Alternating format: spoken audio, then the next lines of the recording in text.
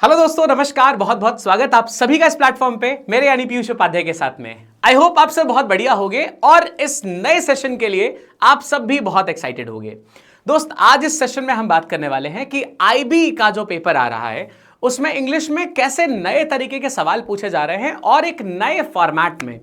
अब अगर हम सवालों की बात करें ना, तो नए तरीके के सवाल कौन से पूछे जा रहे हैं। देखिए, ये कोई रॉकेट साइंस नहीं है। इसमें सवाल तो वही पुराने वाले ही होंगे, लेकिन इनको पूछने का तरीका डिफरेंट है। प्लस ये एक अलग से फॉर्म में पूछे जा रहे हैं। एग्जाम्पल्स के तौर से समझाऊंगा, साथ में रियल टाइम में क्वेश्चंस करके देखेंगे कि कैसे आईबी का जो पेपर है उसको तैयार करने के लिए आपको एसएससी से डिफरेंट अप्रोच चाहिए। वीडियो को पूरी लास्ट तक देखिएगा, आपको बहुत सारी नई नई चीजें समझने में आएंगी।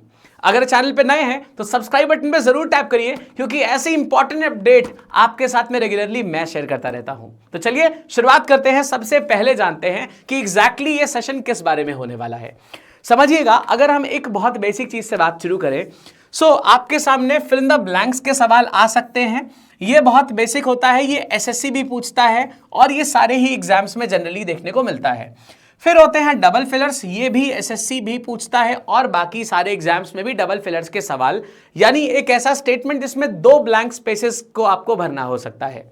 ये जनरली आपको लगभग हर एग्जाम में देखने को मिलता है।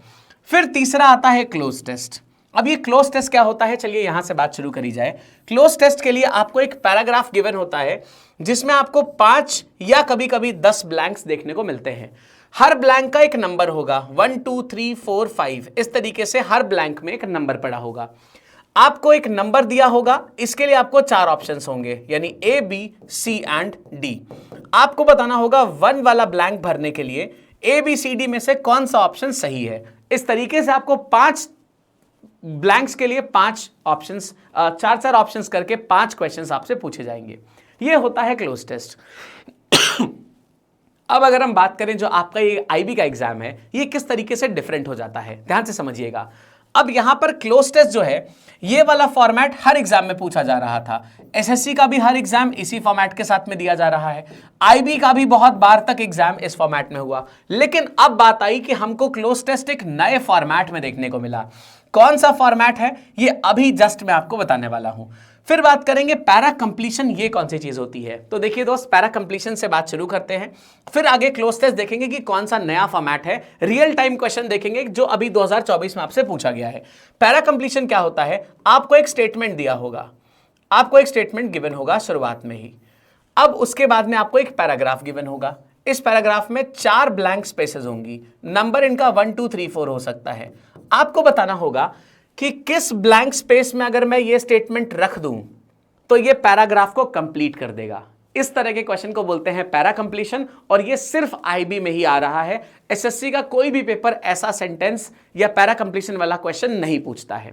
ये एक थोड़ी सी नई चीज हो सकती है, इसको पैरा कंप्लीशन कहा जाता है। ठीक है, चलिए नए क्लोज टेस्ट के फॉर्मेट पे बात करते हैं, कैसा क्वेश्चन आपसे पूछा जा रहा है। पैसेज नंबर 1 के थ्रू देखते हैं। ये 2024 में आपसे एक क्वेश्चन पूछा गया। अब ये फॉर्मेट नया कैसे है, देखिएगा जरा, समझिएगा, ध्यान लगाएंगे अगर तो आपको देखेगा कि यार जो आपके सामने क्वेश्चंस पूछे जाते थे जनरली जो पूछे जाते हैं उसमें क्या होता है, जैसे 1 2 3 4 4 ब्लैंक स्पेसेस हैं, तो इसमें 4 सवाल आपसे पूछा जाता था। 4 सवाल अलग अलग हो गए जिसके लिए आपको अलग अलग मार्क्स मिलते थे। लेकिन यहां पे जो आईबी में आपसे सवाल पूछा जा रहा है, आप देखिएगा पहला जो ऑप्शन है इसी में आपको चारों ब्लैंक्स में भरने के लिए आपको जगह दी गई है। यानी पहला जो ऑप्शन है उसमें आपको फर्स्ट वाले में इंडिजिनस भरना है, सेकंड वाले में कंटेम्प्रेरी आएगा, थर्ड ब्लैंक में एनिग्मेटिक आएगा और फोर्थ ब्लैंक में टैब्लू आएगा। फिर आता है सेकंड ऑप्शन। इस सेकंड ऑप्शन के हिसाब से पहले में ऑब्सोलीट आना चाहिए, सेकंड में मॉडर्न आना चाहिए, थर्ड में एन्चेंटिंग आना चाहिए और फोर्थ में परसिवरेंस आना चाहिए, प्रेजेंस आना चाहिए। इस तरीके से आपको बताना है कि चारों में से कौन सा स्ट्रक्चर जो है वो फॉलो हो रहा है। अब ये क्वेश्चन ना बहुत डिफिकल्ट नहीं है, लेकिन इस तरह के क्वेश्चंस में आपको अप्रोच सही होगी, वरना आप इसमें गलत करने की चांसेस बहुत सारा लेके चलेंगे। तो इसमें क्या अप्रोच होनी चाहिए, चलिए इस पर बात शुरू करते हैं। और एक्चुअल जो हम रियल टाइम क्लासेस कर रहे हैं ना, उसमें भी हम इसी लेवल के क्वेश्चंस को प्रैक्टिस कर रहे हैं जिससे एक्चुअली में आपको सारी जो चीजें हैं वो अपग्रेडेड लेवल के थ्रू प्रैक्टिस हो, जिससे एग्जाम में जब आपके सामने क्वेश्चन आए तो आपको बहुत सारा कॉन्फिडेंस फील हो। चलिए देखते हैं एक्चुअली में क्या है ये। अभी तक आपने आई गेस ट्राई कर लिया होगा कि एक्चुअली में ये क्या कहना चाह रहा है। अब अगर हम बात करते हैं इस क्वेश्चन की, अगर हम देखें कि इस क्वेश्चन में एक्चुअली में पूछा क्या गया है, तो इसमें ना हमारे पास में अलग अलग तरह की सीरीज बन रही है, जैसे इंडिजिनस भी बन रही है एक्सक्यूज मी। अगर मैं बात करूं कि एग्जैक्टली क्या है, देखिएगा यहां पे हमारे पास में 4 अलग अलग सीरीज दी हुई हैं। अब इन तरह के क्वेश्चंस को करने का ना बहुत इजी सा एक तरीका होता है, वो ये है कि मैं पहले जो पहला ब्लैंक है ना, इसको देख लेता हूं पहले ब्लैंक में भरने के लिए मेरे पास क्या क्या वर्ड्स है। मेरे पास में है इंडिजिनस, मेरे पास में है ऑब्सोलीट, मेरे पास में है इमिग्रेंट, फिर मेरे पास में है ओरिजिनल। ठीक है, सबसे पहली रिक्वायरमेंट क्या होती है क्लोज टेस्ट को करने के लिए? मेरे पास में शब्दों का ज्ञान होना जरूरी है। मेरे पास में शब्दों का ज्ञान होना जरूरी है, ये चीज सबसे मैंडेटरी होती है कि शब्दों का ज्ञान होना चाहिए। ठीक, चलिए इसको फिल करके देखते हैं। अच्छा, हमारे पास में मान लीजिए हमको इंडिजिनस, ऑब्सोलीट, इमिग्रेंट और ओरिजिनल ये वर्ड्स हैं। मुझे ऑब्सोलीट का मतलब नहीं पता, इंडिजिनस का नहीं पता, इमिग्रेंट का भी नहीं पता है, मान लेते हैं। अब हमने पहले वाले को छोड़ दिया, यार हम पहला वाला नहीं भर के देख पाएंगे। फिर हमारे पास में सेकंड ब्लैंक के लिए ऑप्शन क्या था? पहला था कंटेम्प्रेरी, दूसरा है मॉडर्न, तीसरा है फिर तीसरे में है सेकंड वाले के लिए करंट, और चौथे में हमारे पास सेकंड के लिए यूनिक है। अब ये जो सारे ऑप्शंस है ना, ये मुझे मालूम है कि इन सबके मीनिंग क्या होते हैं, मतलब सेकंड वाले को मैं फिल करके चेक कर सकता हूं। थर्ड में हमारे पास एनिग्मेटिक है, एन्चैंटिंग है, अलार्मिंग है और ऑप्रेसिव है। यार मान लेते हैं इसका भी मीनिंग नहीं पता, तो तीसरे वाले को भी हटा देते हैं यहां से। फोर्थ में है टैब्लू, फिर है प्रेजेंस, फिर है कल्चर, फिर है रिप्रेजेंटेशन। इसमें मान लेते हैं मुझे टैब्लू का मतलब नहीं पता है। अब यार ये थोड़ा सा गड़बड़ कर रहा है, अब एग्जैक्टली हम कैसे चलेंगे, चलिए देखते हैं। तो सबसे पहले मैं सेकंड वाला भर के ट्राई करूंगा, क्योंकि पहले वाले में मुझे कुछ समझ में नहीं आ रहा है। थर्ड वाले में ज्यादा मुश्किल वर्ड्स है, तो थर्ड वाले में भी मुझे बिल्कुल समझ में नहीं आ रहा है। अब मैं फोर्थ वाले के लिए टैब्लू, प्रेजेंस, कल्चर और रिप्रेजेंटेशन के थ्रू जा सकता हूं। तो मेरे पास में 2 ब्लैंक्स भरने के लिए अभी फिलहाल अकल इतनी है, तो मैं क्या करूंगा, फर्स्ट वाले को छोड़ूंगा और थर्ड वाले को छोड़ूंगा। अभी मैं सेकंड और फोर्थ वाले को भरने पे पहले फोकस करूंगा, उसमें भी सेकंड वाले को फिल करना मेरी प्रायोरिटी हो जाएगी, क्योंकि इसके वर्ड्स काफी आसान हैं। चलिए यहां से शुरुआत करते हैं। तो देखिएगा, what draws India closer to an obscure and indifferent picture. देखिए ऑब्सक्योर क्या होता है? ऑब्सक्योर का मतलब होता है अनक्लियर पिक्चर। क्या होता है? अनक्लियर। ऑब्सक्योर मतलब अनक्लियर, ठीक है, धुंधला सा। And indifferent picture are the dash tribes. Excuse me. Obscure और इनडिफरेंट पिक्चर की तरफ जो लेके जा रही है इंडिया को, वो क्या है? डैश ट्राइब्स है। अब ट्राइब्स इंडिजिनस है, ऑब्सोलीट है, इमिग्रेंट है कि ओरिजिनल है? देखो दोस्त, इसमें बहुत आसान सी चीज ये बताता हूं कि अगर आपको शब्दों का ज्ञान है तब तो आप आसानी से कर पाओगे, नहीं है तो आपने पहला वाला छोड़ दिया है। आगे देखेंगे, दे ओन देयर पर्सनल आइडेंटिटी, उनकी अपनी पर्सनल आइडेंटिटी है। मतलब जैसे मान लीजिए मैं दुनिया से बिल्कुल अलग रहता हूं, तो मेरी अपनी एक आइडेंटिटी होगी, वो मैं समाज के साथ शेयर नहीं करूंगा। तो मुझे इससे मतलब नहीं कि समाज कितना ग्रो कर रहा है, समाज कितना आगे बढ़ रहा है, मैं अपने में ही रहूंगा, ये मेरी पर्सनल आइडेंटिटी है। तो ये कहा जा रहा है दे ओन देयर पर्सनल आइडेंटिटी। कौन ओन कर रहा है? जो ट्राइब्स हैं, जो ट्राइब के लोग हैं। They own their personal identity far from the dash trend. अब ये फार है, मतलब क्या है? ये अलग है, परे है। किस चीज से परे है? जब सारे ट्राइब्स की अपनी आइडेंटिटी है पर्सनल, तो ये परे किस चीज से होगा?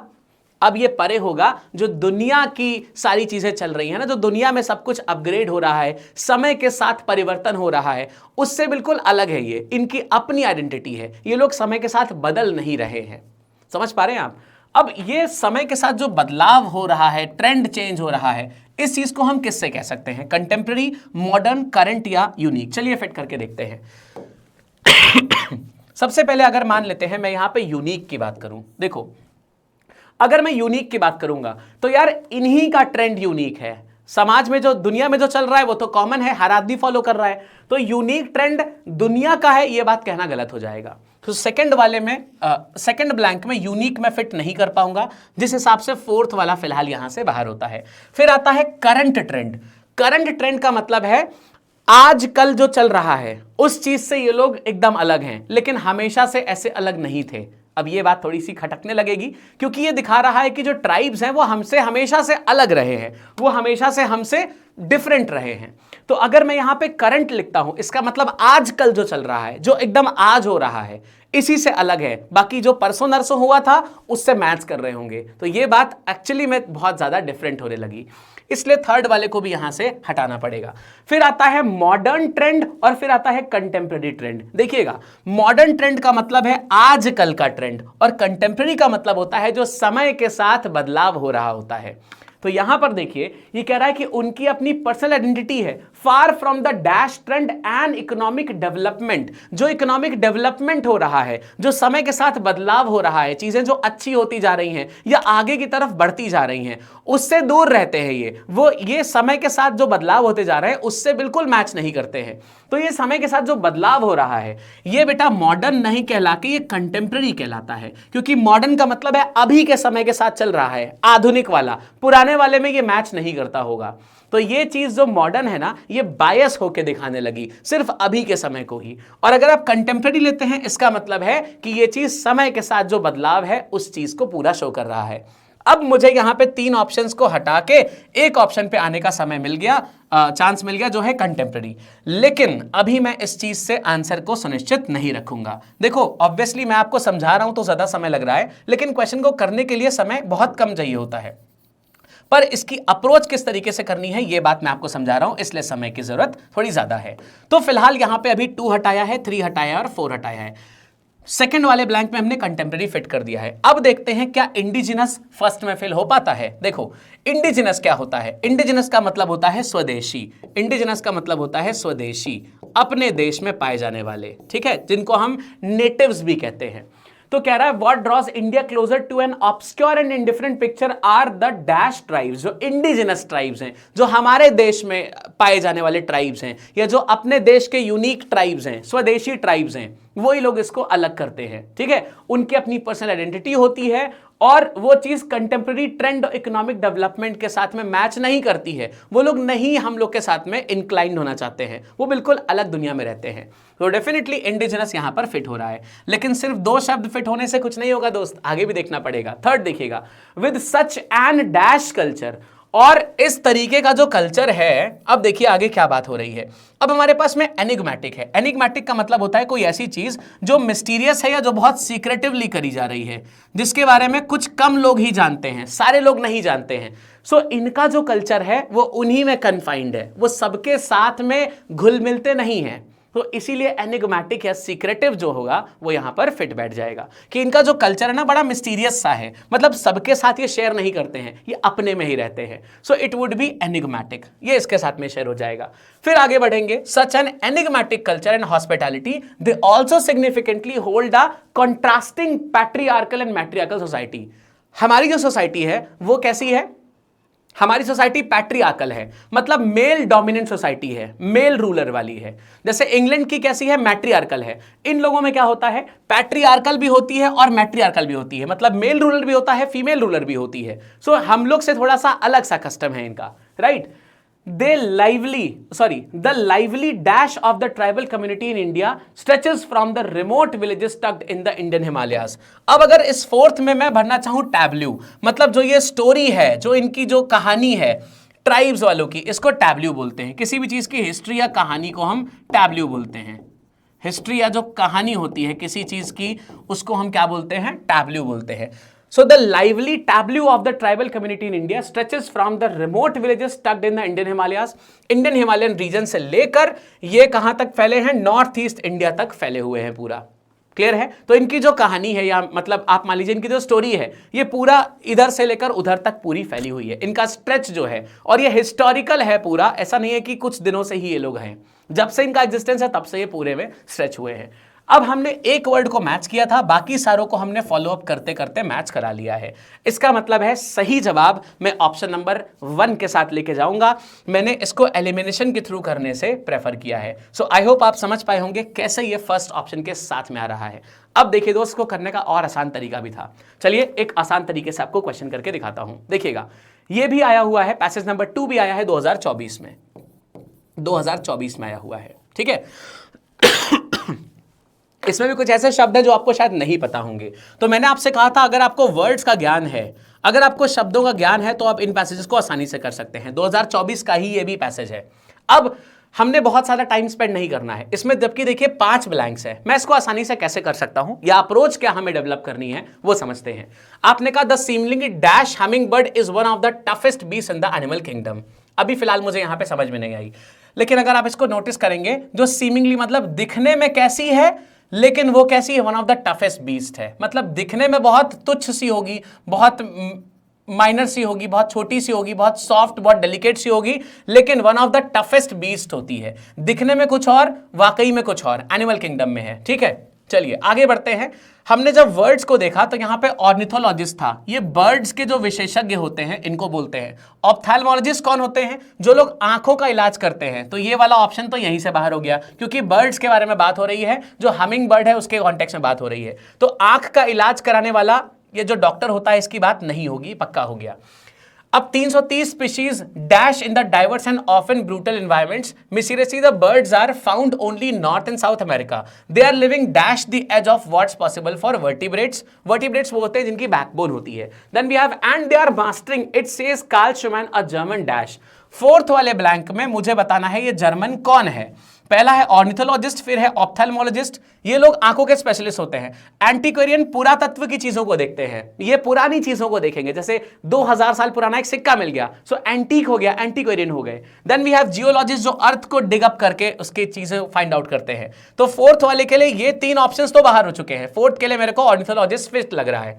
अब मैं इसका पहला वाला मैच करूंगा और ये वाला तो मुझे मिल ही गया है। सो फोर्थ में ऑर्निथोलॉजिस्ट है, ये फिक्स हो गया। और फ्रेजाइल का मतलब होता है बहुत नाजुक। अब ये दोनों चीजें मैच कर गई। देखिएगा, दिखने में बहुत नाजुक होती हैं, लेकिन हमिंग बर्ड कौन होती है, one of the toughest beast होती है एनिमल किंगडम की। यानी फर्स्ट वाला मैच कर लिया, फोर्थ वाला मैच कर लिया। इस सवाल को एक्चुअली में अगर समझाना ना पड़े करने के लिए मात्र 1 मिनट से भी कम का समय लगेगा। आप समझ पा रहे हैं? तो ये अप्रोच चाहिए। अब इसमें ऑप्शंस को एलिमिनेट कैसे करेंगे, इसके लिए आपको शब्दों का ज्ञान होना चाहिए, जिसके लिए रीडिंग इंपॉर्टेंट है। प्लस कुछ ट्रिकी चीजें भी होती हैं। जैसे देखिएगा यहां पे ना थर्ड वाले के लिए प्रेपोजिशंस लिखे हुए हैं। ठीक, अब कैसे करेंगे समझिएगा। Excuse me. अगर यहां पे थर्ड वाले ब्लैंक को हम देखें, थर्ड ब्लैंक है ये, देखो, they are living dash the edge of what's possible for vertebrates. अब अगर हम एज की बात करेंगे तो एकदम अगर आप किनारे पे खड़े हैं तब हम इसको कह सकते हैं ऑन दी एज। तो लिटरली किनारे पे नहीं खड़े हैं। मान लीजिए मेरे पास 200 रुपए हैं और 200 रुपए में से मैंने सब खर्च कर दिए, बिल्कुल 5 रुपए बचे हैं, तो मैं क्या बोलूंगा, मैं बिल्कुल एज पे हूं, कंगाल होने के या बिल्कुल खाली होने के। इस चीज को मैं सच में किनारे पे नहीं खड़ा हूं, मतलब ऑन तब बोलूंगा जब ऐसा होगा। इन तो मैं बोल ही नहीं सकता। बाय का मतलब हमेशा साथ में होता है। मैं क्या बोलूंगा, एट दी एज पे हूं मैं, मतलब बिल्कुल किनारा ही है, बिल्कुल लास्ट में ही आ चुका हूं खाली होने के। तो ये वाला प्रेपोजिशनल कॉन्टेक्स्ट से भी फिटिंग हो सकती है। तो इसके लिए हमको जानना पड़ेगा कि प्रेपोजिशंस कब रियल टाइम में यूज होते हैं, कब हाइपोथेटिकली यूज होते हैं, और ये कंडीशनल होता है। जब कंडीशन क्रिएट होगी तभी आप इसको समझ पाएंगे। क्लियर है बात? तो दोस्त, इस तरीके से हमने एक नया अप्रोच के साथ में क्लासेस को शुरू की है, जिसके साथ में आप आ सकते हो। इसका करेक्ट आंसर 1 बनेगा। आपको अगर इस तरह से क्लासेस करनी है, आप आइए आईबी बैच का पार्ट बनिए। इसी अप्रोच के साथ सारे तरीके के क्वेश्चंस हम करने वाले हैं। इनसे ईडियम्स एंड फ्रेजेस भी कुछ अलग तरीके से पूछे जाते हैं, उसका भी एक आध डेमो लेक्चर्स जरूर लेके आऊंगा। लेकिन आप तब तक इस IB ACIO का पार्ट बन सकते हैं फॉर ₹1799। ये 1800 रुपए का बैच रखा गया है। बहुत ही जल्द इसका प्राइस और हाइक होने वाला है। So before it gets hiked आप इसको बाय कर लीजिए। इसमें आपको डिस्काउंट कूपन यूज करना है एक, जो है LAB 135, लैब 135 कूपन आप यूज करेंगे तो आपको डिस्काउंट मिल जाएगा, जिसके थ्रू आपको यहां पे फायदा ये होने वाला है दोस्त, इस बैच के थ्रू आपका फायदा ये होने वाला है कि आप एकदम लेटेस्ट पैटर्न प्रैक्टिस कर रहे होंगे, प्लस आपको एग्जाम लेवल के क्वेश्चंस मिल रहे होंगे। इवन एग्जाम लेवल से थोड़ा सा एक लेवल अपग्रेड करके ही मैं क्वेश्चंस बनाता हूं। जो बच्चे इसका पार्ट हैं उनको बहुत अच्छी तरीके से पता है। तो इस बैच में आइए, पार्ट बनिए, इस इंटरेस्टिंग तरीके से चीजों को सीखिए, और बिल्कुल भी इस भरोसे मत रहिए कि अगर आपने SSC की तैयारी की है तो आप इसमें भी एक्सेलेंट हो सकते हैं। ये एकदम अलग सी अप्रोच मांगता है और इसमें डेडिकेशन थोड़ा सा ज्यादा ही चाहिए। बाकी जिन बच्चों ने सिक्योरिटी असिस्टेंट का फॉर्म भरा है वो भी इस 5 दिन के ऑफर को अवेल कर सकते हैं। 5 डेज के लिए ऑफर है ₹999 में, 1000 रुपए में आप इस बैच को ले सकते हैं। इसमें भी डिस्काउंट कूपन आपको यूज करना है LAB 135, लैब 135 यूज करने पे आपको डिस्काउंट मिल जाएगा इस प्राइस में। बाय कहां से कर सकते हैं? बाय करने के लिए आपको जाना है दोस्त lab.live पे, lab.live जाना है, सर्च करना है। सबसे पहला पेज पे ही आपको दिख जाएगा। यहां पे आपको बाय नाउ पे क्लिक करना है। 1799 का ये बैच है, इसमें आपको कोड लगाना है LAB 135, जिसके बाद में डिस्काउंट्स आप अवेल कर सकते हैं। ठीक है, तो बनिए इसका पार्ट, करते हैं प्रैक्टिस और सीखते हैं बहुत नई नई चीजें, नए पैटर्न से, समय बचाने के कॉन्टेक्स्ट से, सारी चीजों में अपने आप को अपग्रेड रखिए और मेक श्योर करिए फॉर्म भरा है तो सिलेक्शन लेके जाइए। All the best and thank you.